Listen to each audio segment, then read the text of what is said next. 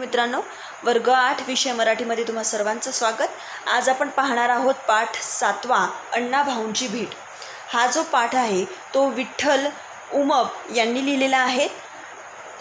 यांचा विठ्ठल उमप यांचा जन्म 1931 झाला, तर त्यांचा मृत्यू 2010 झाला. प्रसिद्ध लोकशाहीर म्हणून त्यांची ओळख आहे. लोककलाकार आणि सामाजिक कार्यकर्ते होऊन गेलेले आहेत ते. भारतरत्न डॉक्टर बाबासाहेब आंबेडकर यांच्या विचाराचे निष्ठावंत पुरस्कर्ते ते होते. त्यांच्या नावावर 1000हून अधिक लोकगीते आहेत. त्यांनी 10 चित्रपटांमध्येही काम केले आहे. पोवाडा, बहुरूपी, भारूड, भजन, गण, गवळण, कवणे, लावणी, तुंबडी, बोबडी, धनगर गीते, नंदीबैल, वासुदेव, डोंबारी, पोतराज असे अस्सल मराठमोळे कलाकार, तसेच कव्वाली आणि गजन गायन या लोककलेच्या सर्वच प्रकारात त्यांनी लीलया संचार केलेला आहे. त्यांनी फू बाई फू हे आत्मचरित्र, अबक दुबक तिबक, अरे संसार संसार, खंडोबाचं लगीन, जांभूळ आख्यान, दार उघड बया दार उघड या कलाकृती, उमाळा हा त्यांचा गझल संग्रह इत्यादी सगळे त्यांचे पुस्तके प्रकाशित झालेली आहेत. 1983 साली आयर्लंड येथे झालेल्या आंतरराष्ट्रीय लोकनृत्य स्पर्धेत त्यांनी भारताचे प्रतिनिधित्व करून देशाला प्रथम क्रमांकाचे पारितोषिकही मिळवून दिलेले आहेत. त्यांना 1996 साली महाराष्ट्र शासनाचा सांस्कृतिक पुरस्कार, तसेच 2001 साली दलित मित्र पुरस्कार या पुरस्कारांनी देखील सन्मानित केले गेलेला आहे. प्रस्तुत पाठात शाहीर उमप यांनी प्रसिद्ध कथाकार, कादंबरीकार, लोकशाहीर अण्णाभाऊ साठे यांचे व्यक्तिचित्र रेखाटले आहेत. सुमारे 35 कादंबऱ्या, अनेक कथा, लोकनाट्य यासारखे विपुल लेखन करणारे अण्णाभाऊ साठे हे अत्यंत झंझावती व्यक्तिमत्व होतं. सुखवस्तू जीवन जगणे ज्यांना शक्य असूनही त्यांनी दीनदुबळ्याच्या जगातच कायम वास्तव केलं आणि त्या जगाचे प्रखर वास्तव्य आपल्या साहित्यातून त्यांनी मांडले. त्यांच्या मनातील गोरगरिबांविषयीची व्यापक सहानुभूतीचा आणि उगवत्या कलाकारांना प्रोत्साहन देण्याच्या प्रवृत्तीचा परिचय या पाठातून आपल्याला विठ्ठल उमप यांनी दिलेला आहे. प्रस्तुत पाठ, हा जो पाठ आता आपण अभ्यासणार आहोत, हा पाठ विठ्ठल उमप यांनी फू बाई फू या त्यांच्या आत्मचरित्रातून लिहिलेला पाठ आहे. चला तर विद्यार्थी मित्रांनो, पटकन आपण पाठ अभ्यासू. माझ्या आकाशवाणीवरील कार्यक्रम फारच गाजत राहिले. ते अण्णाभाऊ साठेंनी बऱ्याचदा ऐकले. एकदा अण्णाभाऊ साठे यांनी मला चिराग नगरात येऊन भेटा असा भिकाजी तुमसोदर या माझ्या मित्राकडे निरोप पाठवला. मला अत्यानंद झाला. एवढ्या मोठ्या माणसानं मला भेटायला बोलवलं म्हणजे काहीतरी शाहिरी कार्यक्रम असावा. दुसऱ्या सायंकाळी 4च्या सुमारास चिराग नगरीची खाचखळग्यांची ओबडधोबड वाट तुडवत अण्णांचं घर विचारत एका झोपड्याशी आलो. त्या झोपड्याच्या दारात वलानीला बाळवती सुकवत घालत असलेल्या बाईला अण्णाभाऊ साठेंचं घर कोणतं म्हणून विचारलं. पहा विद्यार्थी मित्रांनो, विठ्ठल उमप हे एकदा काय झालं, आकाशवाणीवरचे त्यांचे जे कार्यक्रम होते ते फार गाजत होते. मग अशा वेळेस त्यांना अण्णाभाऊ साठेंनी म्हटलं की मला चिराग नगरात येऊन तुम्ही भेटा. मग आता इतक्या मोठ्या लोकशाहीर, कादंबरीकार, कथाकार अण्णाभाऊ साठेंनी विठ्ठल उमपांना बोलवलं. त्यांना खूप आनंद झाला. हा जो निरोप होता तो निरोप त्यांना भिकाजी तुपसोंदर यांच्या या मित्राजवळ मिळाला होता. हे ऐकून विठ्ठल उमप यांना खूप आनंद झाला आणि मग त्यांनी चिराग नगरात गेले. तर चिराग नगरामधला जो रस्ता, ओबडधोबड रस्ता, जिकडे तिकडे चिखल, अशा परिस्थितीत ते एका झोपडीजवळ आले आणि एका बाईला विचारलं की अण्णाभाऊ साठेंचं घर कोणतं. आता पहा पुढे काय झालं असावं. ती म्हणाली, ही बघा डाव्या अंगानं असंच मोरं जावं, तिथं चावल्याचं हाटील हाय अंग, त्याच्याच मोरल्या अंगाला विचार, तिथंच जैवंत्या बाय राहतीया. आणि त्या बाईनी तिच्या बोलीभाषेत उत्तर दिलं की तुम्ही डाव्या बाजूने जा, तिथे एक चहावाल्याचं दुकान आहे, तिथे जाऊन तुम्ही जयवंताबाईला विचारा की ते कुठे राहतात. मी म्हणालो, अहो ताई, मी अण्णाभाऊ साठेंचं घर विचारतोय. ती म्हणाली, मग मी पण तीच सांगते या. अहो जयवंत्या बाय आहे ना, ती अण्णांची मालकीण आहे. आता पहा, आपण वरच्या पॅरेग्राफमध्ये पाहिलं की विठ्ठल उमप या आपल्या लेखकांनी त्या बाईला विचारलं की अण्णाभाऊ साठेंचं घर कोणतं. तर त्या बाईने उत्तर काय दिलं की जयवंताबाई कुठे राहतात तिथे विचारा. तर म्हणून आपले लेखक म्हणतात की मी तुम्हाला जयवंताबाईचा पत्ता विचारलेला नाही, मी तुम्हाला अण्णाभाऊ साठेंचा पत्ता विचारला. त्यावर ती बाई म्हणाली की हो, मी सुद्धा तुम्हाला अण्णाभाऊ साठे यांचाच पत्ता सांगत आहे. जयवंताबाई जी आहेत त्या अण्णाभाऊ साठेंच्या मालकीण आहेत, म्हणजे त्यांच्या पत्नी आहेत. जावा कडेकडेनं चिराग नगरीतील ही वाट सदान कदा चिखल्यान पाण्यात लोळत पडली या, कडकडनंच जावा. आता पाहती सांगते की चिराग नगरामध्ये हा जो चिखलाचा पाऊल वाट आहे ती नेहमीच असते. मी पुढे नेमका चहाच्या हॉटेलजवळ गेलो. चहावाल्याला विचारलं, अण्णाभाऊ साठेंचं घर कोणतं? वो क्या, वो 5वां झोपडा आहे ना, वहाच अण्णा रहता है. त्यानं दुरूनच घर दाखवलं. मी झोपड्याच्या दारात जाऊन पोहोचलो. दारातून अण्णाभाऊंना हाक मारली. 4.5 फूट उंचीच्या माझ्यासारखीच काळी सावली मूर्ती घामजलेल्या अंगानंच बाहेर आली. अण्णाभाऊंना मी प्रथमच पाहत होतो. त्यांनी मला ओळखलं. तुम्ही विठ्ठल उमप शाहीर ना? मी होय म्हणालो. या असं म्हणून मला त्यांच्या झोपडीत नेलं. पहा, पुढे चहाच्या हॉटेलजवळ आपले लेखक पोहोचले आणि त्यांनी त्या चहावाल्याला विचारलं की अण्णाभाऊ साठेंचं घर कुठे आहे. त्याने हिंदीमध्ये त्याच्या भाषेमध्ये उत्तर दिलं की 5वी जी झोपडी आहे तेच अण्णाभाऊंचं घर आहे.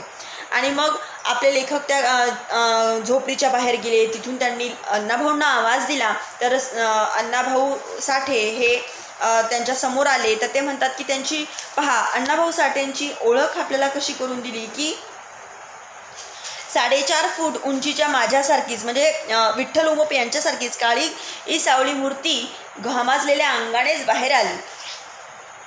आता इतका मोठा लोकशाहीर एका झोपडीतून बाहेर येतो हे पाहून विठ्ठल उमप आपल्या या लेखकांना खूप आश्चर्य व्यक्त झाले. त्यांना पाहिलं. ते सर्व पहिल्यांदाच अण्णाभाऊंना पाहत होते. अण्णाभाऊंनी त्यांना लगेच पाहिलं आणि म्हटलं की तुम्ही विठ्ठल उमपच ना? तर त्यावर लेखकांनी म्हटलं होय. अण्णांनी मला मोडक्या बाजारावर बसायला सांगितलं. अण्णांनी आपलं मळकं गंजी फ्राक बनियान घातलं आणि आम्ही बाहेर आलो. मला अण्णाभाऊंचं घर दाखवलं. त्यात चहावाल्यांच्या हॉटेलात अण्णांनी चहा दिला. तिथेच त्यांनी शाहीर तुम्ही केव्हापासून गाता वगैरे चौकशी केली. मी मोकळेपणाने पण लाजत बुजत सारं काही सांगून टाकलं. आता लेखकांनी सुद्धा अण्णाभाऊंनी काय केलं की त्यांची गंजी फ्राक म्हणजे जी बनियान होती ती घातली आणि अण्णाभाऊंचा लेखकांनी जिथे पत्ता विचारला होता त्या हॉटेलमध्येच त्यांना चहा प्यायला नेलं आणि तिथं ते एकमेकांशी बोलू लागले होते. अण्णाभाऊ विचारतात की तुम्ही केव्हापासून गाता हे. त्यावर आपल्या लेखकांनी उत्तर दिलं. ऐकून त्यांना खूप बरं वाटलं. आम्ही चहा घेतला. अण्णा म्हणाले, तुम्ही फार चांगलं गाता. तुमच्या रचना आकाशवाणीवरून ऐकल्या. तुमच्या बुलंद पहाडी आवाजाने मला मोहून टाकलं. तुमच्या वागणुकीची वर्तनाची इतरांकडून माहिती मिळाली.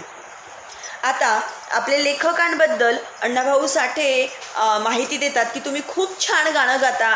मला ते खूप आवडलं आणि तुमच्या स्वभावाविषयी माहिती अनेक जण देत असतात. आवाजाचा गोडवा मी अनेकदा चाखलाय विठ्ठलराव. मला राहावेच ना, तुम्हाला केव्हा भेटेन असं सारखं वाटत होतं. तो सुदीन आज उगवला. अण्णाभाऊ त्यांना म्हणतात की विठ्ठलराव, मला तुम्हाला भेटायचं होतं, पण आज तो चांगला दिवस आहे की तुम्ही मला भेटलेत. अण्णाभाऊंची व माझी पहिली भेट 1963-64 सालात झाली असावी. आपले लेखक म्हणतात की अण्णाभाऊंची आणि त्यांची पहिली भेट 1963 आणि 64 या सालांमध्ये झाली असावी. अण्णाभाऊ, आपण थोर साहित्यिक आहात. आज आपल्या दर्शनानं मी धन्य झालो. यापूर्वी मी आपणाला पाहिलं नव्हतं, फक्त आपलं नाव ऐकून होतं. असं म्हणताच अण्णा हसले. आता आपली गट्टी जमली. माझ्याकडे येत चला, विसरू नका. लेखकांनी अण्णाभाऊंना म्हटलं की तुम्ही खूप थोर साहित्यिक आहे, मी तुम्हाला भेटून खूप धन्य झालेलो आहोत. तर त्यावर अण्णाभाऊ म्हणाले की आता आपली छान मैत्री झालेली आहे, गट्टी झालेली आहे, तर तुम्ही मला नेहमी येत जा आणि भेटत जा. एवढ्या मोठ्या शाहिरानं आपलेपणाने मला जवळ केलं, जणू काही फार वर्षाची आमची ओळख आहे. अशाच पद्धतीने माझ्याशी त्यांचं बोलणं वागणं चाललं होतं. पहिल्याच भेटीत मी त्यांच्या प्रेमात पडलो. पहा, लेखक म्हणतात की अण्णाभाऊ एवढे मोठे शाहीर, आमची ओळखही काही खूप जुनी नाही. मग अशा वेळेस त्यांचं बोलणं वागणं अगदी मला खूप जवळचं वाटलं. पहिल्या भेटीतच आपले लेखक त्यांच्या प्रेमात पडले म्हणजे आपल्या लेखकांना अण्णाभाऊ साठे हे खूप आवडलेत. अण्णांचा निरोप घेऊन मी घरी आलो. तिसऱ्या दिवशी अण्णांच्या भेटीस गेलो असता मोडक्या टेबलावर तुटक्या खुर्चीत बसून एका दांडीला धागा बांधलेला तुटक्या चष्मा डोळ्याला लावून अण्णा लिहित होते. जेव्हा जेव्हा मी जाई तेव्हा तेव्हा ते लिहितच असत. 5-1 मिनिट मी आतल्या एका बाजूला उभा होतो. तिथे पाणी साचलेलं छोटं डबकं होतं. चुलीजवळ साठे वहिनींनी गालाला हात लावून विचारमग्न बसलेल्या होत्या. लेखक म्हणतात की 2-3 वेळा त्यांच्या घरी गेले आणि अण्णाभाऊ जेव्हाही अण्णाभाऊंच्या घरी आपले लेखक गेले तेव्हा ते लिहतच होते. यावेळेस गेले त्यांच्या झोपडीत एक डबकं साचलेलं होतं. अण्णाभाऊ लिहत होते आणि अण्णाभाऊ साठे यांची ज्या पत्नी होत्या साठे वहिनी, त्यांनी गालाला हात लावून विचारमग्न होऊन त्या चुलीजवळ बसल्या होत्या. पहा, त्यांच्याजवळ एक तांब्या, एकच जर्मनचं ताट, एक डेचकी असा संसार तोंड वासून पडलेला होता. एवढे मोठे अण्णाभाऊ शाहीर, एवढे मोठी त्यांची लोकांमध्ये प्रचिती, पण त्यांचा संसारात मात्र हा साधेपणा कसा? लेखकांना या सगळ्या प्रश्नांची उत्तरं हवी होती. चुलीत अर्धी कोळसा झालेली लाकडं होती. अण्णांच्या वलानीला बऱ्याचपैकी एक सदरा लेंगा हँगरला लोंबकळत होता. अण्णांच्या समोर एक पुतळा होता. तो गॉर्कीचाच असावा, कारण मी खूप जणांकडून ऐकलं होतं की अण्णा गॉर्कीला गुरु मानतात, तो त्यांचा आदर्श आहे वगैरे. हे दृश्य पाहत असतानाच एकाएकी मजकडे अण्णांनी पाहिलं. केव्हा आलत विचारलं. नुकतंच आलो असे मी सांगितलं. पहा, आपले लेखक सांगतात की त्यांचं अगदी साधी राहणी होती आणि अशा वेळेस हे सगळं पाहत असतानाच अण्णाभाऊ साठेंचं लिहिता लिहिता आपल्या लेखकांकडे लक्ष गेलं आणि त्यांनी विचारलं की कधी आले. त्यावर लेखकाने उत्तर दिलं की आत्ताच आलो. मी चिराग नगरात गेलो नाही तर अण्णा प्रेमानं रागवत. अण्णांना माझ्या विना करमत नसे व मलाही गमत नसे. हळूहळू आमचा घरोबा वाढला. लेखक म्हणतात की मी जर चिराग नगरात गेलो नाही तर अण्णा मला प्रेमाने रागवत होते आणि माझ्या विना त्यांना करमत नव्हतं आणि त्यांच्या विना मला गमत नव्हतं. दोघांनाही एकमेकांची सवय झाली होती आणि लेखक म्हणतात की अण्णाभाऊंचा आणि माझा अगदी घरोबा वाढलेला होता. एकदा अण्णांना विचारून त्यांची वही चालली. त्या 80 पानी वहीत कुठलंही वाक्य वा कुठलीही ओळ अण्णांनी खोडल्याचं मला दिसलं नाही. पहा विद्यार्थी मित्रांनो, तुमच्यासाठी आणि माझ्यासाठी पण खूप महत्त्वाचं आहे बरं की अण्णाभाऊ साठेंची 80 पानी वही आणि त्या वहीत लेखकांना कुठेही वाक्य किंवा कुठलीही ओळ अण्णाभाऊंनी खोडलेली लेखकांना दिसलेली नव्हती. एकदा कुठले 2 प्रकाशक आले आणि त्यांनी अण्णांच्या 80 पानी 2 वह्या घेतल्या. माझ्या समक्ष एका ट्रान्झिस्टर अण्णाला देऊन बरं अण्णा येतो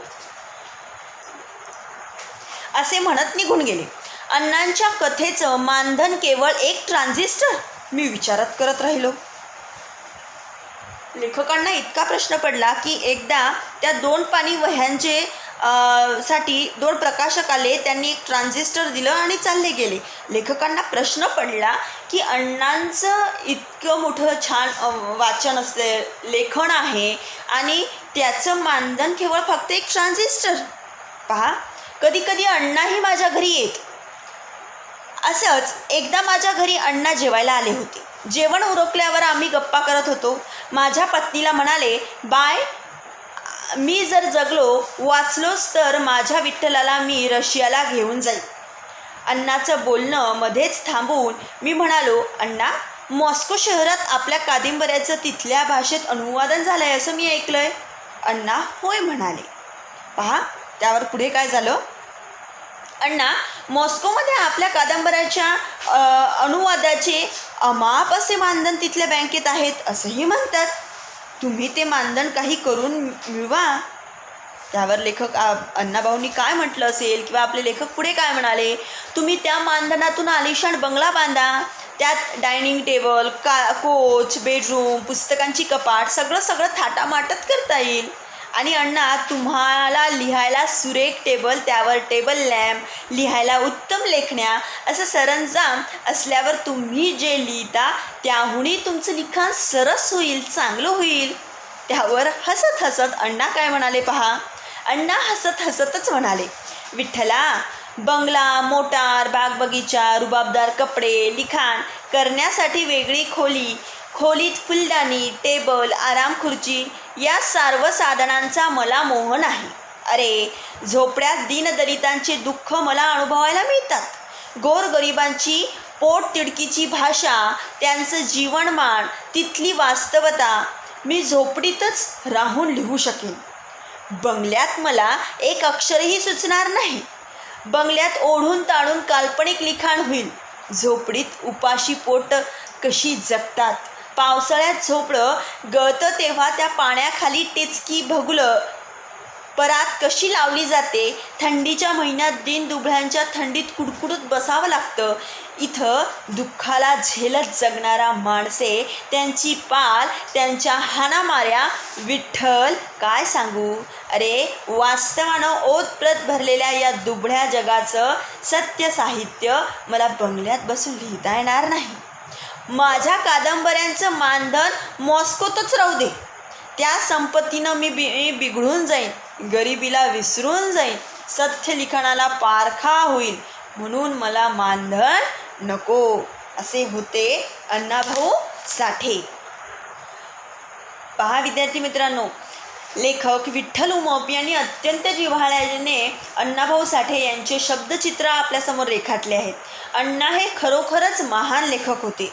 दीनदुबळ्यांविषयी त्यांना खरोखरच कळवळा होती. व्यथा वेदना, त्यांचे सुख दुःख साहित्यातून मांडावीत असे अण्णांना नेहमी वाटायचे.